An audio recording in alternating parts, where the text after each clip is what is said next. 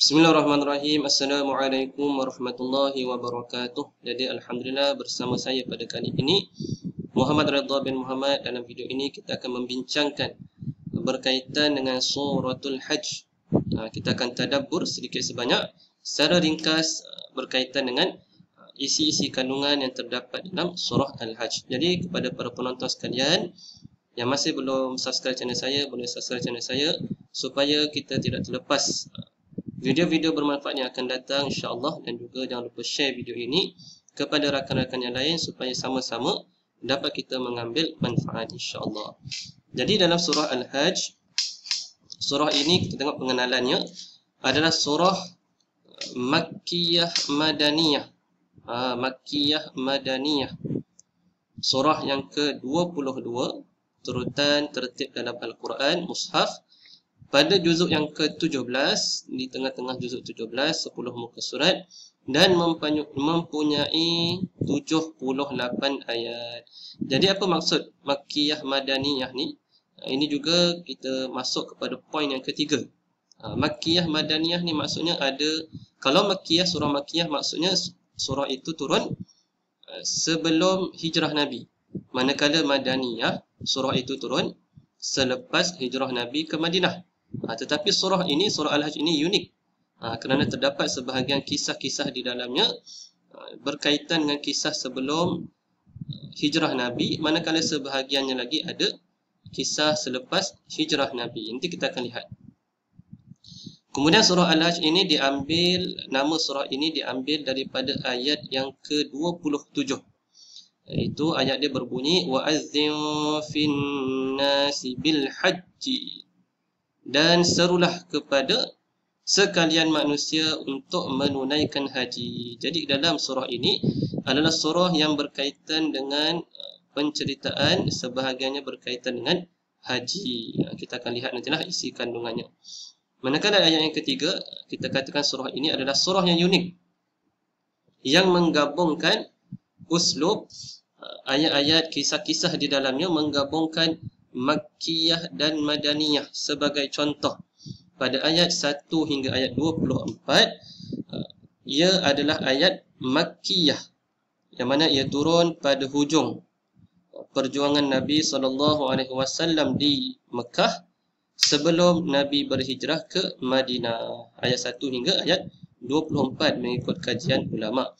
Manakala ayat 25 hingga ayat 78, kita ada 78 ayat, 1 hingga 24 Makkiyah, 25 hingga 78 adalah ayat Madaniyah, yang mana ia turun pada bulan Zulhijjah tahun pertama Nabi Rasulullah SAW di Madinah. Jadi dia berdekatan je lah, sebelum hijrah sikit dengan selepas hijrah, bulan Zulhijjah tahun yang pertama. Maka surah ini menggabungkan Makkiyah, uslub Makkiyah dan juga Madaniyah. Okey, ini adalah keunikan surah Al-Hajj.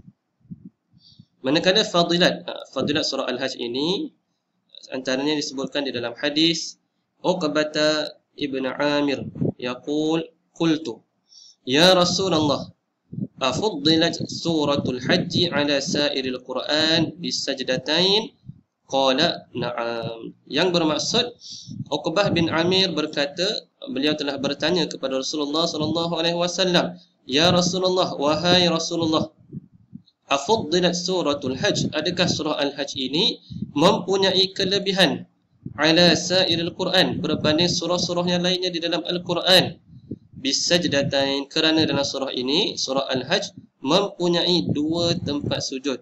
Maka Rasulullah menjawab qala na'am. Jadi baginda menjawab, ya benar, surah ini mempunyai 2 tempat sajadah, 2 tempat sujud, dan ini menunjukkan ada kelebihan berbanding surah-surah yang lainnya. Jadi ini adalah hadis riwayat Imam Ahmad. Jadi insya-Allah kita akan ceritakan berkaitan dengan sujud sajadah ini dalam video yang lain insya-Allah. Seterusnya berkaitan dengan isi kandungan surah Al-Hajj.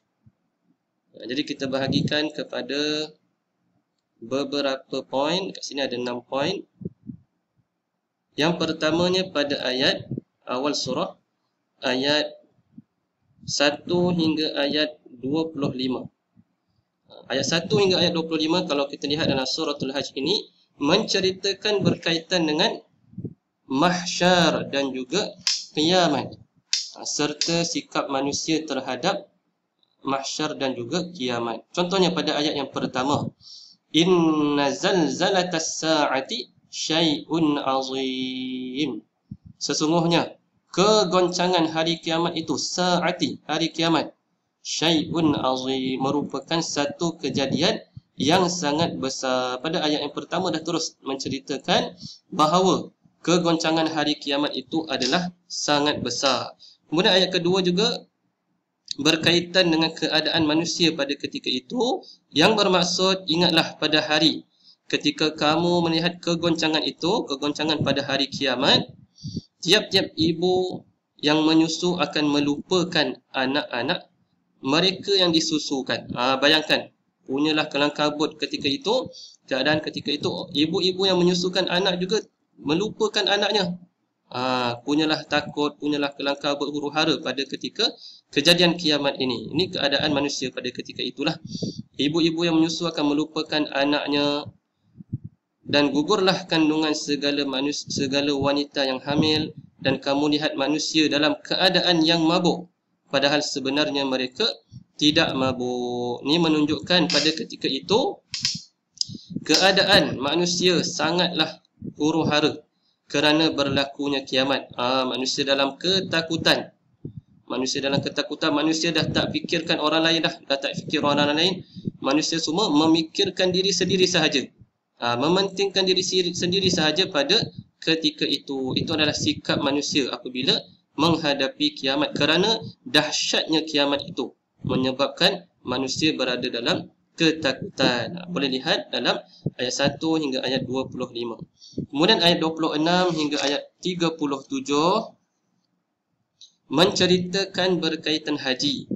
Ayat 26 hingga ayat 37, kisah Nabi Ibrahim membina Kaabah dan manasik haji. Jadi ini kita dah sebutkan tadi. Ayat 26 ada disebutkan perkataan haji.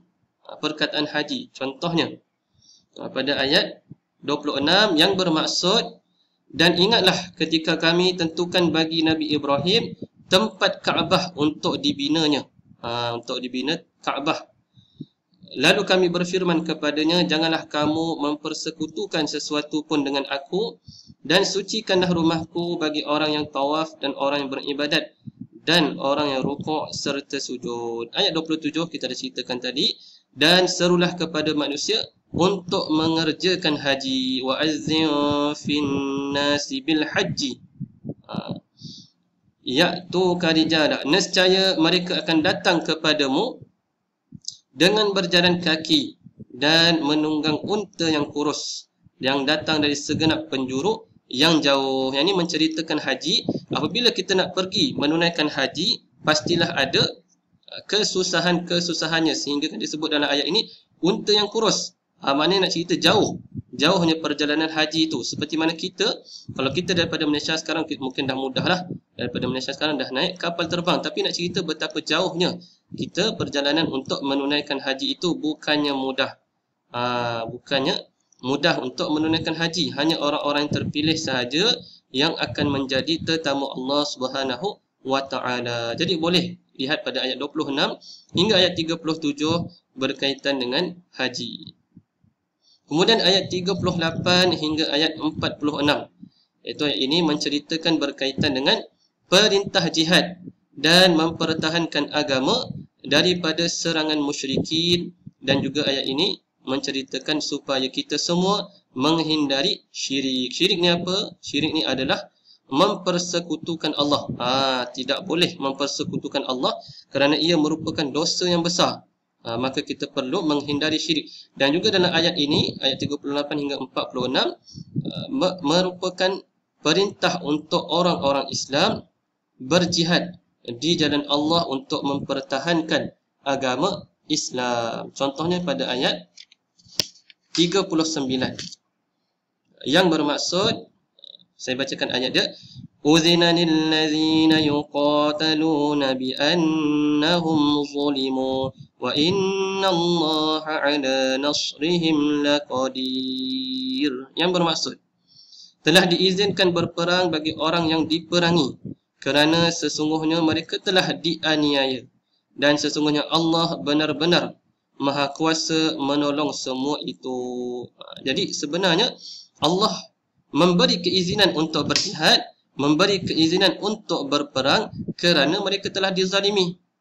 Itu syarat dia. Kita kalau orang Islam nak berperang, syarat dia mestilah kita dizalimi. Tak boleh tiba-tiba kita nak menzalimi orang lain, tiba-tiba kita nak membunuh orang lain, tak ada. Kita pun ada, boleh lihat dalam kitab-kitab tata cara ketika berperang, adab-adab ketika berperang. Tak boleh kita merosakkan pokok-pokok, membunuh binatang-binatang, membunuh orang-orang tua, perempuan-perempuan yang lemah. Jadi ada tata cara ketika berperang. Ini adalah keindahan Islam. Walaupun berperang tapi ada kaedahnya, bukannya suka-suka sahaja. Allah menyuruh orang-orang Islam untuk pergi berperang dan terus membunuh sesiapa sahaja, bukan begitu. Jadi boleh lihat kisah ini pada ayat 38 hingga ayat 46. Kemudian pada ayat 47 hingga 59 adalah menceritakan berkaitan tugas Rasul adalah memberi peringatan. Contohnya pada ayat 49 yang bermaksud, katakanlah wahai Muhammad, wahai manusia, sesungguhnya aku adalah seorang pemberi peringatan yang nyata kepada kamu. Maknanya Nabi ni, Rasulullah ni datang, dihantar oleh Allah Subhanahu Wa Taala sebagai utusan.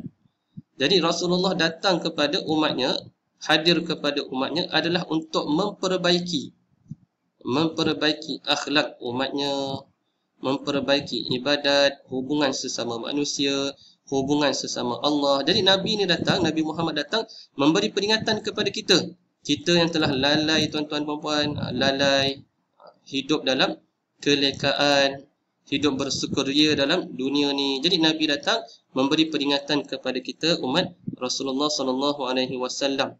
Jadi kita sangat-sangat perlu mentaati perintah Allah dan Rasulnya dan menjauhi segala larangan yang disebutkan oleh Rasulullah dan juga Allah Subhanahu Wa Taala. Kemudian ayat 60 hingga 76, yang mana ayat 60 hingga 76 ini menceritakan berkaitan dengan kekuasaan Allah. Yang mana Allah ni mampu menundukkan alam. Allah ni menurunkan hujan untuk pohon-pohon. Pohon-pohon daripada pokok dah nak mati dihidup kembali dengan air hujan. Maknanya Allah ni mempunyai kekuasaan terhadap alam ini. Allah mampu menundukkan alam ini. Jadi segala nikmat, segala perkara itu, segala hasil yang kita dapat dekat muka bumi ini sebenarnya tuan-tuan adalah datangnya daripada Allah Subhanahu Wa Taala. Ini adalah kekuasaan Allah. Jadi janganlah kita merasakan apa yang kita dapat pada hari ini, apa hasil yang ada pada diri kita pada hari ini tuan-tuan, semuanya adalah kerana diri kita sendiri, kerana usaha kita sendiri, bukan tuan-tuan. Tetapi Allah sebenarnya yang memberikan kita nikmat ini, contohnya nikmat kesihatan, nikmat harta, keluarga yang baik, rakan-rakan yang baik, ahli keluarga yang baik, rakan sekerja yang baik, bos yang baik, semua tu adalah nikmat daripada Allah Subhanahu Wa Taala yang mampu menundukkan seluruh alam ini buat kita tuan-tuan dan puan-puan. Jadi kita hendaklah sentiasa berdoa kepada Allah supaya memudahkan urusan kita dalam kehidupan seharian. Kemudian pada ayat yang terakhir, kemudian pada ayat 77 hingga ayat 78 sebagai penutup surah ini, Allah memerintahkan kita untuk bersujud dan juga berjihad, yang mana ia adalah merupakan kekuatan dalaman dan juga luaran umat Islam. Jadi apabila kita sentiasa solat, kita sentiasa sujud kepada Allah Subhanahu Wa Taala, sentiasa beribadat kepada Allah Subhanahu Wa Taala, maka Allah akan membantu hamba-hambanya yang rajin beribadat kepada Allah Subhanahu Wa Taala. Jadi setakat itu saja perkongsian kita pada kali ini. Mudah-mudahan bermanfaat.